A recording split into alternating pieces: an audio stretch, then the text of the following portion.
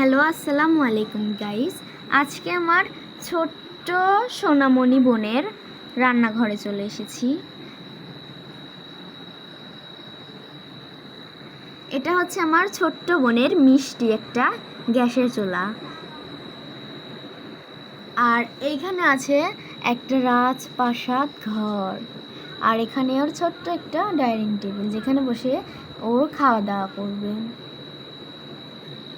আর এটা হচ্ছে পাতিল, এখানে পোলাও রান্না করা যাবে। পোলাও রান্না করা পাতিল। আর এটা হচ্ছে ডিস্কো পাতিল, এখানে মাংস বা পোলা ভাত রাখা যাবে রান্না করে। আর এটা হচ্ছে ছোট ছোট দুটো কলস, যেটাতে পানি খাওয়া যাবে।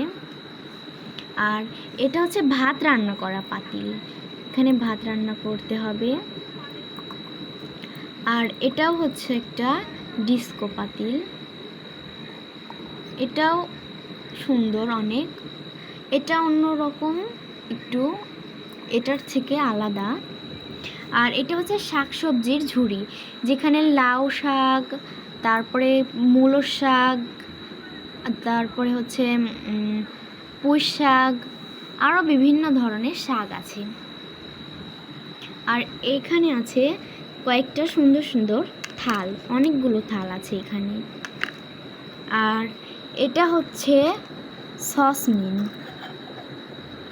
সসমিন এখানে রেখে দিয়েছে। আর এটা হচ্ছে বটি, যেটায় ও শাকসবজি কুটবে। আর এটা হচ্ছে ফ্রি বেলুন,